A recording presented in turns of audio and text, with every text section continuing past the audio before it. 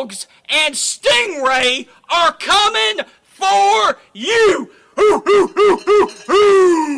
This is Stephen Ray, a.k.a. Stingray, coming to you live from Tuscaloosa, Alabama. Good afternoon, Mr. Feinbaum. Stingray here, and I'm about to shoot the bull with you like all the Auburn students do down at Auburn. Worst defense ever! So without further ado, here is the biggest Alabama going for the field goal. The kick is up. It is away. It is no good. Chris Davis bringing it out of the end zone. Oh, he's got blockers. Chris Davis up the sideline. Here he goes. Here we go, guys. Dobbs back to pass. Launching the ball. Jennings, he's got it. Jennings, he's got it. Touchdown, Tennessee. They shocked the Dogs in Sanford Stadium. Are you kidding me? My God almighty. What an epic way for the Tennessee-Georgia rivalry to end this game.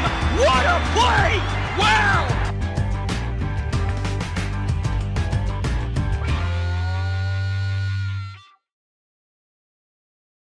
Welcome inside another exciting edition of the Stingray Show, everybody. I am your host, Stephen Ray, and today, unfortunately, Heath Hopkins, during the first part, is not going to be able to join us because he is working today. He has a new job at the Regions Bank up there in Germantown, Tennessee. But all business aside, today on the Stingray Show, we are showing part 2 of the 2-part series with Tom Luginbill. You saw part 1 on Tuesday, and today we are showing part 2. And on this edition, he is going to talk about who he feels will replace Nick Saban when he ultimately retires at the capstone at the University of Alabama. He's also going to tell you what to expect out of Will Hall down at Southern Miss. Oh, and also how the Liberty Flames are going to do this year. And of course, he is going to talk about the Week 1 matchup, which is the best matchup that weekend. So, without further ado, on this edition of the Stingray Show, here is part 2 of the interview with the legendary ESPN's own Tom Luginbill. Well, I want to move back to the SEC real quick. Because you had talked about the issues there at Tennessee. Now, there are a lot of people that are on the fence with this, Tom, and I would love to get your take on this. What is the status going into the fall of the issue with Kirby Smart at Georgia? Because honestly, if you strip it down, his record is literally Mark Richt 2.0. I think he has to get to the SEC championship game. I'm not saying that he has to win it. I think he has to have a dominant regular season. I'll put it this way. He needs to have the type of season where you can get to the SEC championship game, still lose it, and still be one of the top 4 teams, which is doable. You could do that. I personally thought last year at the end of the year they were one of the top 4 teams in the league. Or, in the country. I thought they were way better than Notre Dame. Am I a guy that thinks JT Daniels is a difference maker? No, I don't. Right. I think he's competent. I think he is Jake Fromm, Matt Barkley with a stronger arm. Right. Wow. But is he dynamic? No. Is he going to pull a rabbit out of a hat? No. But did he make him competent? Absolutely. And if you watch the first half of the season, what was Georgia on offense? Incompetent. Right. And so what did people do? They loaded up the box and said, we dare you to throw the football to beat us because you're sure as hell not going to run it. Right? So that's really what it came down to. Now, when he comes into the fold, all of a sudden, they're balanced. Now people can't load the box, and they've got talent, and he doesn't have to do everything. He's just got to divvy the ball around. So I do think it is a – listen, is there pressure on him? Yeah. You you gotta win a big game. You got to beat the better teams. I do think he has a team and a roster right now that could put themselves in the SEC championship game lose the game, and still make the college football playoff. Stephen brought up a great point with Mark Richt, and I've been saying this for years, that Nick Saban has killed great coaches in the SEC only because the opposing team fan base, like Georgia, I feel like Mark Richt got fired because he's not Nick Saban. I feel like other coaches have been fired because they're not Nick Saban, Gus Malzahn being one of them. Yeah. I think we're seeing good coaches that have great seasons time to time, get fired because they're not winning at the highest level. Yeah. When Nick Saban steps down, will the bar come down slightly for SEC schools? Because, Mark Richt got fired after winning 40 games in his last 4 years. That still blows my mind. Gus Malzahn sometimes is in the playoffs, sometimes he's not, but they fired him. Yeah. And he beat Nick. Yes. More than anybody else. Multiple times. I know. And so I think I liken the Mark Richt, I kind of liken that to Tommy Tuberville. I think sometimes after a certain period of time, especially in our climate where everything is just so public, right? This isn't 35 years ago with no internet. Right. I think there is a certain level of complacency and fatigue that sets in with every fan base.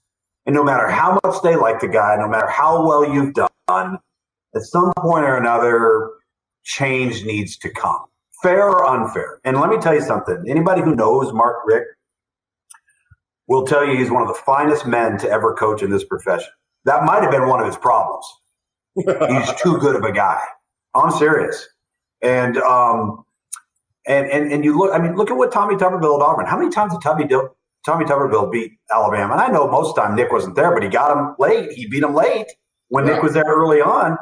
But he dominated Alabama. Okay, well, I think he went, and I'm doing off the top of my head, I think he was 88-40 when they fired him. Tommy Tuberville. Something to that effect. You can check me on that. And if I got that right, I want a gold star next to my name, because that's off the top of my head at 9 o'clock p.m. Eastern time. All right. But I just think a little complacency sets in and fatigue sets in. And yeah, when Nick Saban decides to hang it up, so much of the answer to your question probably has to do with who takes over.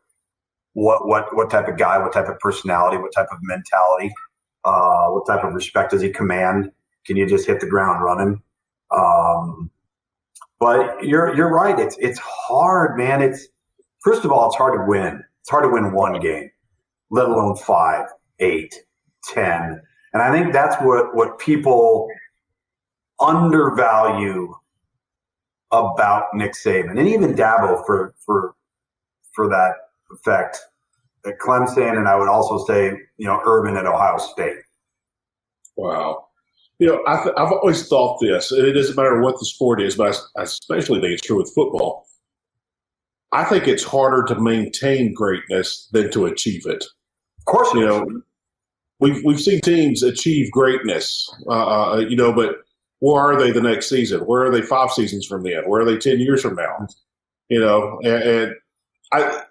Sadly, this is why Gus Malzahn's getting fired.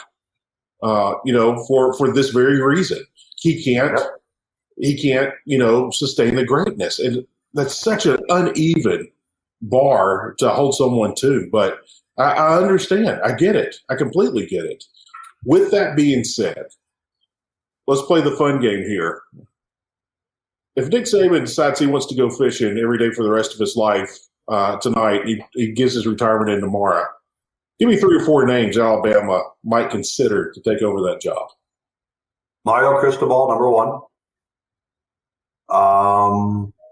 Depending on the level of success, Steve Sarkisian could be in the mix. Okay.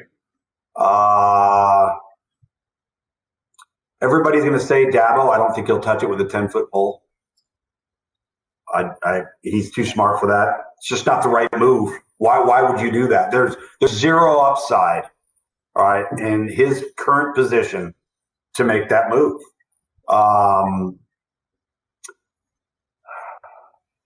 Depending depending on what the next 2 years or so looks like, Jimbo could be a possibility, but he's going to have to get over the hump.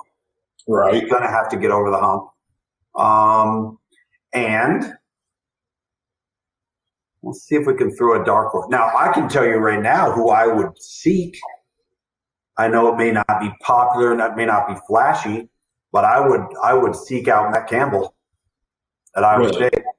I think he's one of the top 4 or 5 coaches in major college football right now.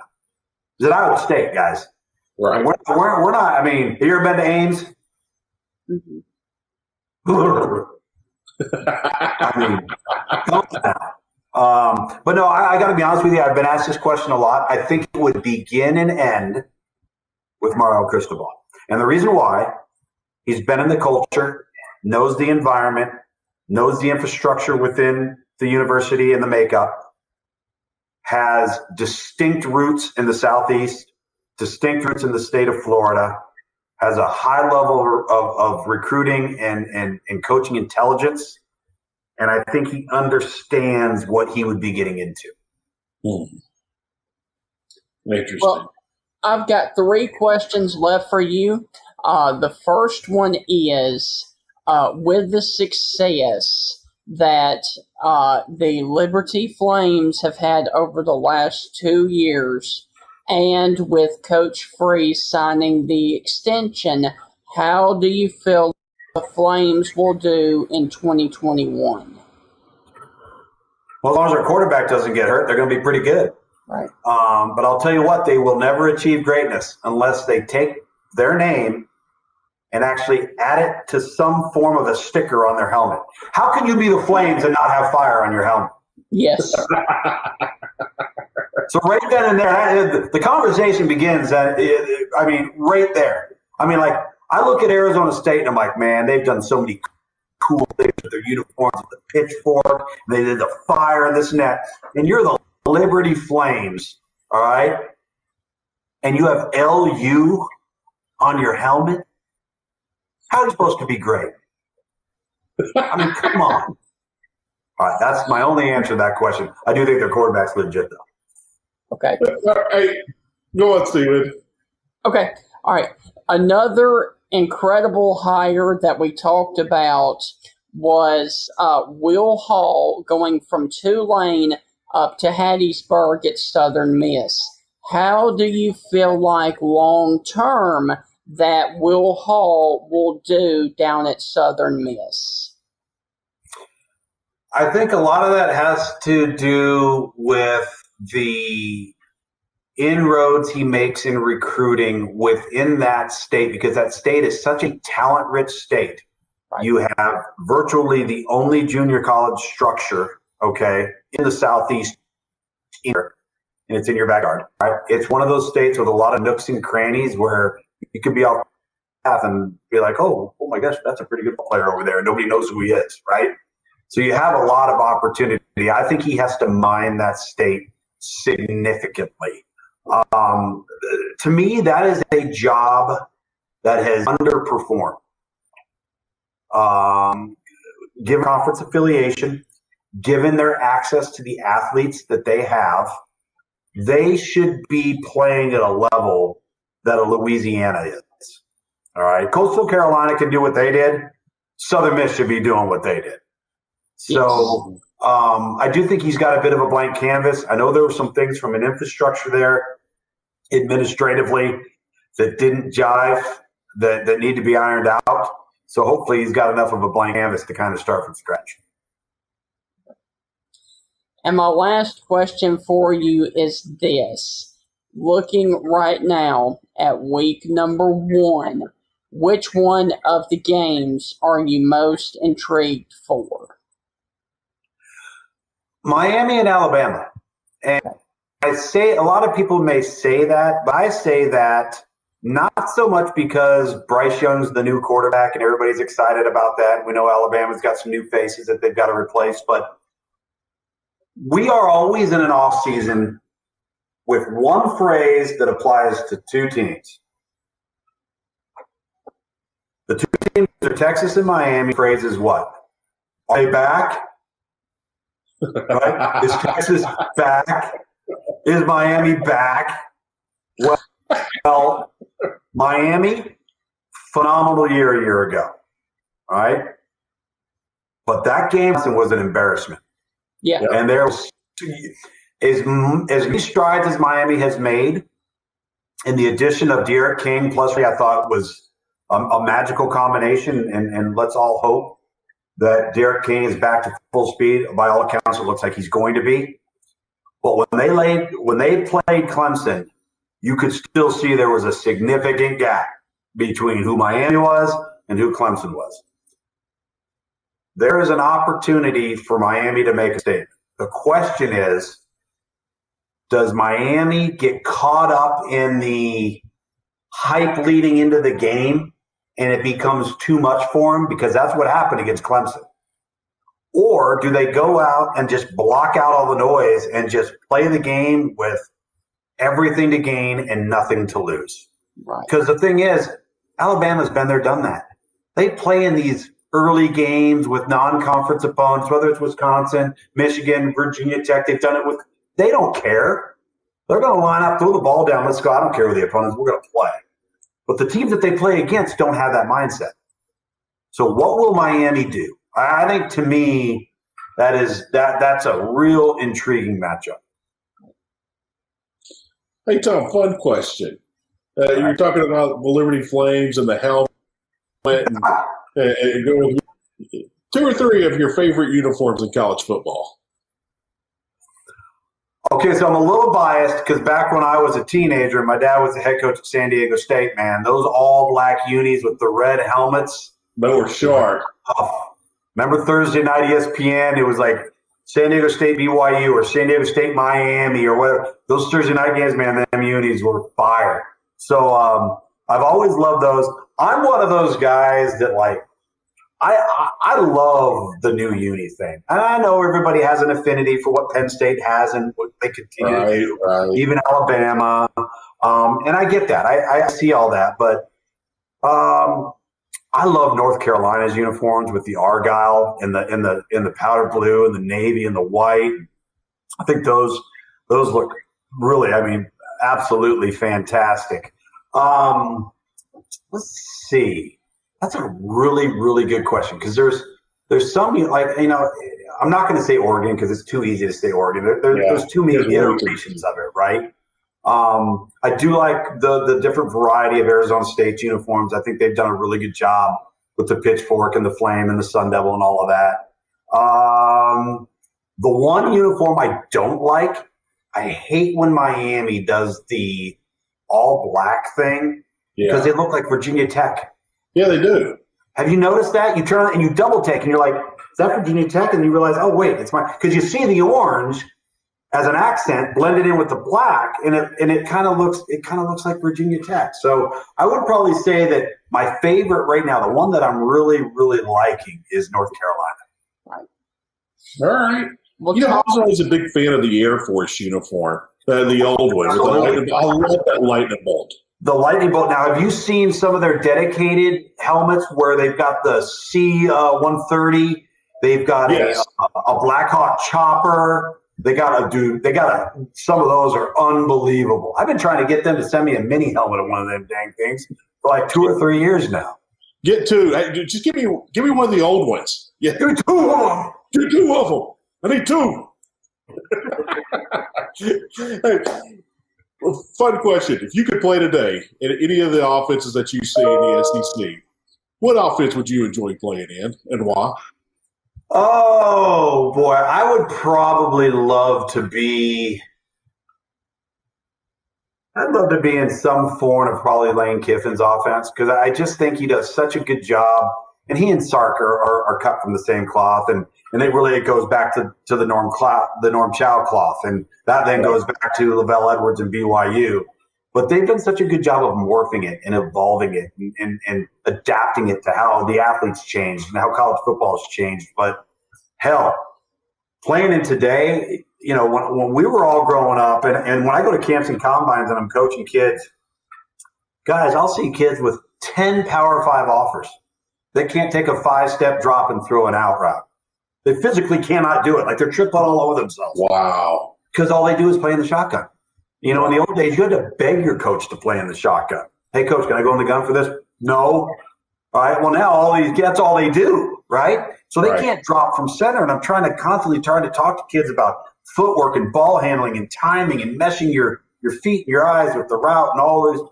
It's totally foreign to them, And that's one of the reasons why I have such respect for Andy Reid. Andy Reid was born and bred out of the BYU, Bill Walsh, West Coast mold for 40 some odd years.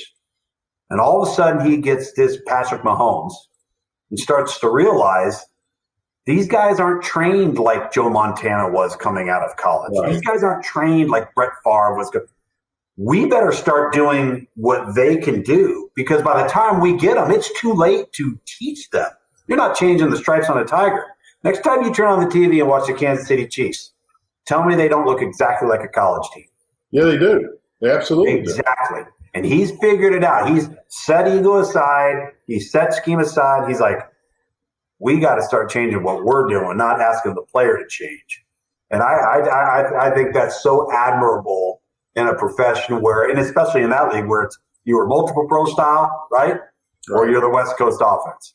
And now, I mean, you're seeing even the Philadelphia Eagles a little bit. They're starting to turn into some of that. It's just the whole league's changing because it has to. Quarterbacks are different. The quarterbacks would fail if you didn't do that. Wow. Tom. Or what, Stephen? Okay. I just came up with 2 more questions. I hope that's okay with you, bud. But I hate to do this to you, but and hopefully you won't get a lot of hate off of this. But if you had to choose one program this year that is going to go through another coach, meaning that their coach is on the hot seat right now, who would it be? Oh man. Coach is on the hot seat. Now you're going to force me to have to run through the whole every conference in America. I think it's Clay Helton at USC. Okay. Yeah. I don't think there's any question. They were one of the luckiest teams last fall. They had no business beating Arizona State. They had no business beating Arizona.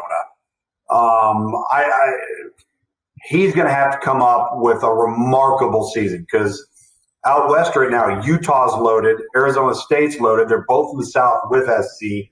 There's little room for error for Clay Helton. So I think, and the thing is, anybody who knows him, greatest guy in the world. Like, you don't want to see it happen. You want to see him succeed. Well, boy, they better have a big year. Okay, and the other one is, obviously, we are less than 100 days from college football season, and a lot, moving into July and August, there's going to be a lot of media days around the country. Which media days can we expect to see you at?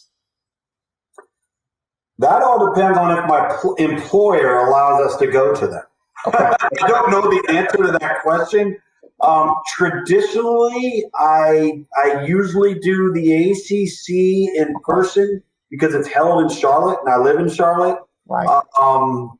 But I've done remotely. I've done all of them. I've done the Big Ten, the Big 12, the Pac-12. And the other question, too, to that is how are the conferences going to choose to do it this year? Yes. Right. So, I think I shared with you guys before we started, I did an FCS quarterfinal, and I did the LSU spring game. I was vaccinated, but I still wasn't able to travel. So I still don't know. I don't think any of us know quite yet what we'll be permitted to do this. And I don't know what my assignment is either. Prior to COVID, it was me and Dave Pasch for 7 years, and the other analyst was Brian Greasy for 3 and Greg McElroy for the last 4. And then the pandemic happened and everything got blown up. So still don't know, where I'm going to be and who I'm going to be partnered with. So that's what makes the off season exciting. Yes. Well, and we will leave on a fun note. You said that you had a story about belt buckles and Mike Leach. Please tell us that story, my friend. So it's not so much funny, but it's a reflection of how intelligent he is And don't ever think that something's going to happen in any type of interaction that you have with him that he won't remember. So we were in the Coliseum, and I don't know if you guys remember this game. Do you remember when Washington State played USC in the Coliseum and USC lost? No, USC won the game on a bad targeting call that was called against Washington State. It was like the Do you remember that 2018 season. Was it 2018 season? Yeah, I watched this game. I remember this game. Okay. I watched this game again during the pandemic. What's that? I watched this game again during the pandemic. Yeah, so we had that game, 2018, in the Coliseum, and I've got whatever my slacks are, a pair of boots on, and I had a belt buckle, and I want to say it was a Coors Banquet belt buckle.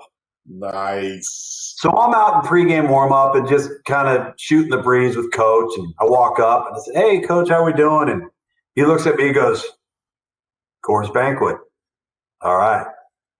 Just kind of cool. He goes, "Where'd you get that?" We kind of started talking about it, and I said, "I found it in a thrift shop in the mountains of North Carolina." Man, it's pretty good. And he's kind of just shooting the breeze with me. Fast forward to the winter, late November of 2019, and it's Washington State at Oregon, and we have the Oregon game. Come out, pregame warm-up, and I had a Schlitz belt buckle on. Walk up, "Coach, how you doing?" He goes, "Huh, Schlitz this week, huh, Lugie? What happened to the Coors?" A year and like 3 months later. Yeah. How do you even remember that? That's unbelievable. He literally looks at my waistline. He's like, Schlitz. What happened to the Coors, man? That's so random, man. So random. I mean, that's what he is. I mean, he's the best. He's one of the most intriguing people you will ever come across, ever. I mean, just you want to know why I love him more than anything else? He don't give a damn what anybody thinks about him. Never has, never will. He doesn't care if it gets him fired. He doesn't care if it gets him canceled. He doesn't care if it gets him thrown off of social media. He's going to do what he feels is the thing to do. And you know what? God bless him. Good for him. Yes. We had Adam Rittenberg on the show a couple of times, and Adam told us about Coach Leach that he starts interviewing you. He said, I start asking questions, and he starts asking me questions. Oh, yeah. And he goes, and then it just takes off. It goes off.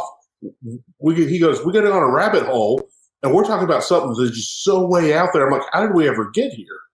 And he said he brought it up to Coach Leach, and Coach Leach remembered, well, you talked about this. I asked you about that. We went here. We went there. Like, he could recall the conversation immediately of how they got to that topic. But what's the craziest thing you and Coach Leach have ever talked about?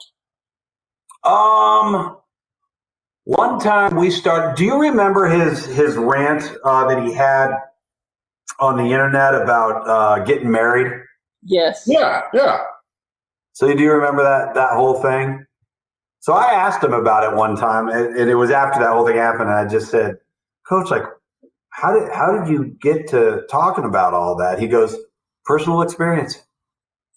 And I was like, well, Coach, you left that part out. He goes, well, I'm not dumb.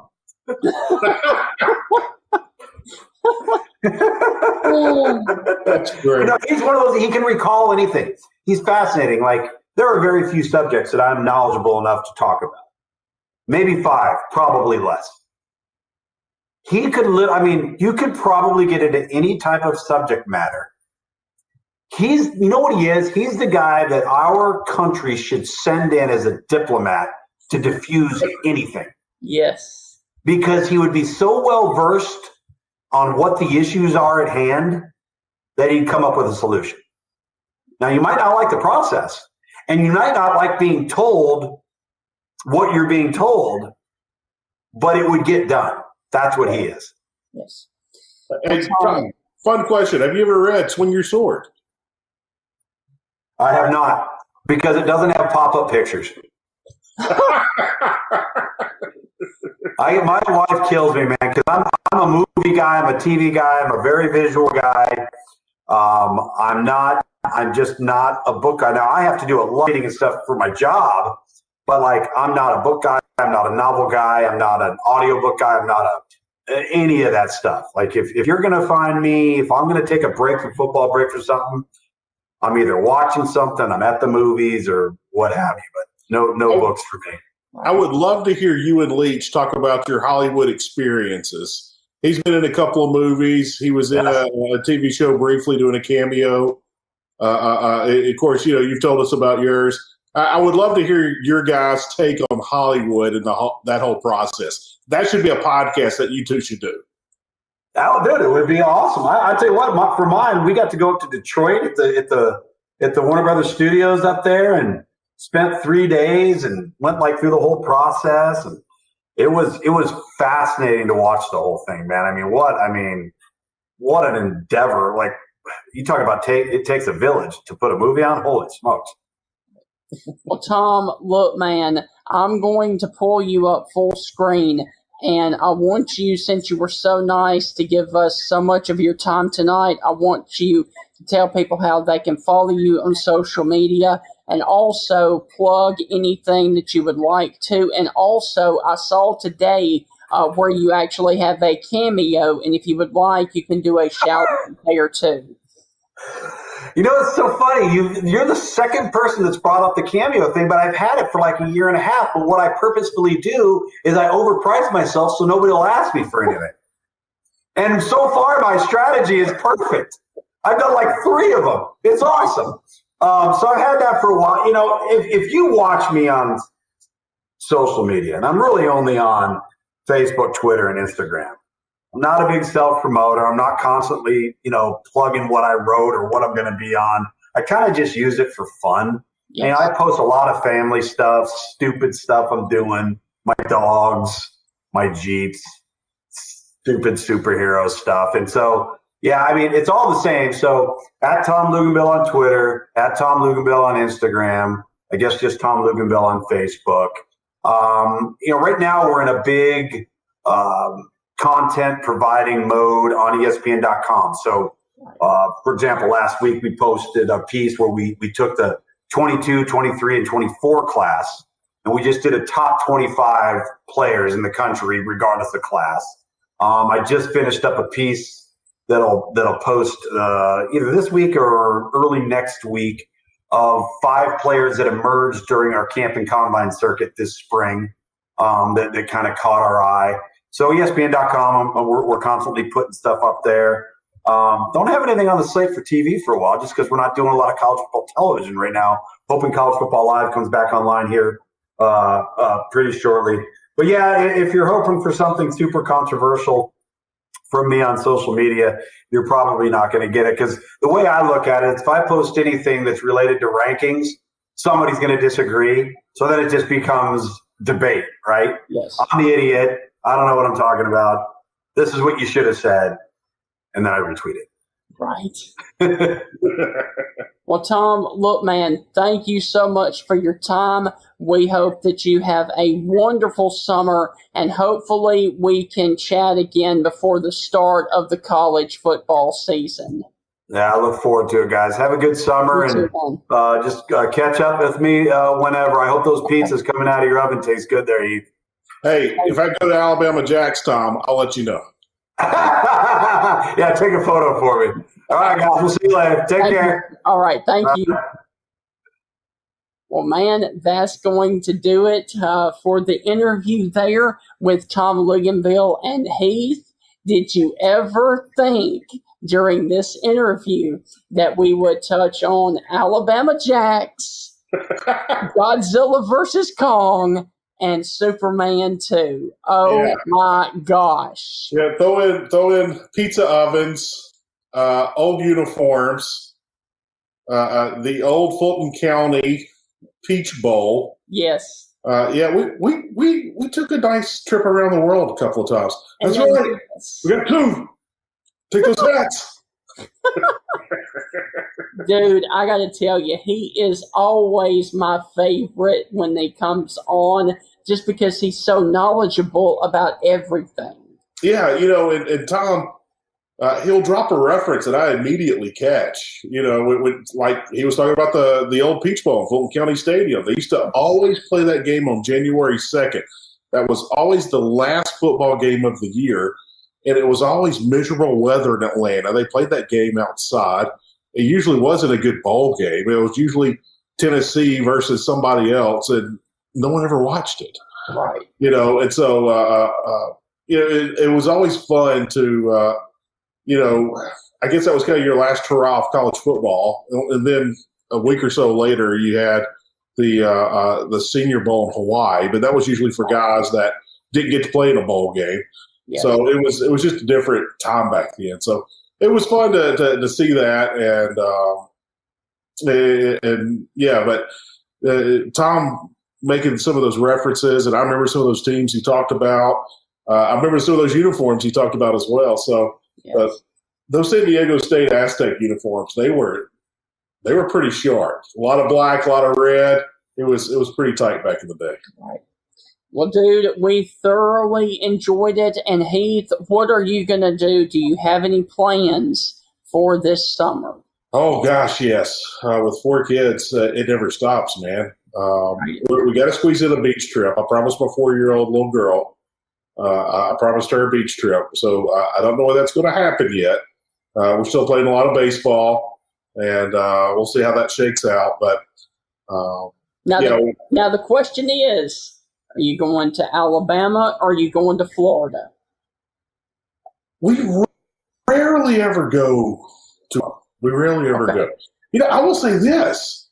A couple of years ago, my daughter, I helped coach her softball team, her all-star softball team. They got red smoking hot. They won the state championship. They went off to the World Series. They beat every team they played. They were Dizzy Dean world champions. And so at the end of the summer, we only had like 5 days before school started back. It was crazy.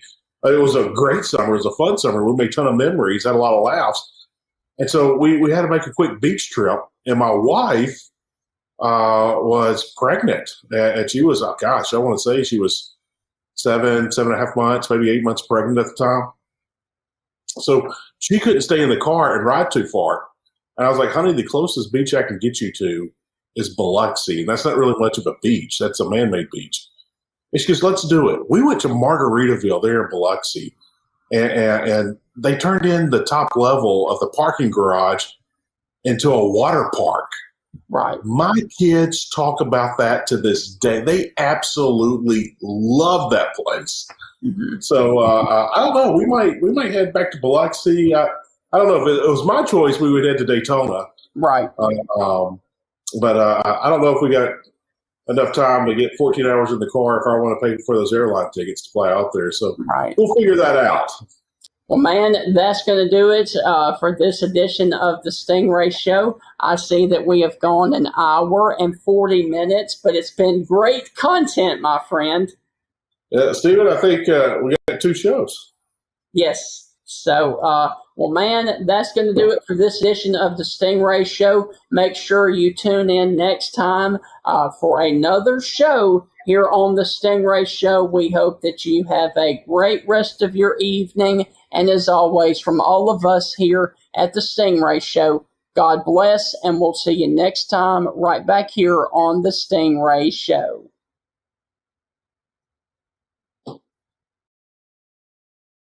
The Dogs and Stingray are coming for you! This is Stephen Ray, a.k.a. Stingray, coming to you live from Tuscaloosa, Alabama. Good afternoon, Mr. Feinbaum. Stingray here, and I'm about to shoot the bull with you like all the Auburn students do down at Auburn. Worst defense ever! So without further ado, here is the biggest Alabama going for the field goal. The kick is up. It is away. It is no good. Chris Davis bringing it out of the end zone. Oh, he's got blockers. Chris Davis up the sideline. Here he goes. Here we go, guys. Dobbs back to pass. Launching the ball. Jennings, he's got it. Jennings, he's got it. Touchdown, Tennessee.